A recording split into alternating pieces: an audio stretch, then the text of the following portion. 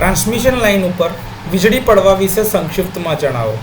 તો લાઇટનિંગ સ્ટ્રોકના બે પ્રકાર છે, એ ટાઈપ લાઇટનિંગ સ્ટ્રોક અને બી ટાઈપ લાઇટનિંગ સ્ટ્રોક. એ ટાઈપ લાઇટનિંગ સ્ટ્રોક જે આપણે જોયા હતા કે જમીન ઉપરના ટોલેસ્ટ સ્ટ્રક્ચર એટલે કે જે ઇમારત જે ઊંચા છે એના ઉપર વિન્ડ મિલ છે, ટાવર છે, સ્કાય સ્ક્રેપર છે, એવી મોટી મોટી બિલ્ડિંગ ઉપર પડતા હોય છે. જ્યારે બી પ્રકારના લાઇટનિંગ સ્ટ્રોક એ જમીન પર આવતા હોય છે.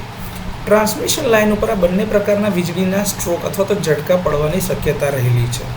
પરિણામે ખૂબ જ ઊંચા વોલ્ટેજના તરંગો લાઇનની બંને બાજુ તરફ પ્રસરે છે.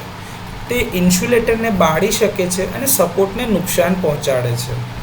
જ્યારે ડાયરેક્ટ સ્ટ્રોક જનરેટિંગ સ્ટેશન અથવા તો સબસ્ટેશનથી દૂર થાય છે ત્યારે લાઇનના ઇન્ડક્ટન્સ અને રેઝિસ્ટન્સ દ્વારા એનર્જી ડિસ્ચાર્જ થઈ જાય છે. પરંતુ જ્યારે એ ડાયરેક્ટ સ્ટ્રોક સબસ્ટેશન અથવા તો જનરેટિંગ સ્ટેશનની નજીક થાય છે ત્યારે ત્યાંના ઉપકરણોને ભારે નુકસાન પહોંચાડી શકે છે.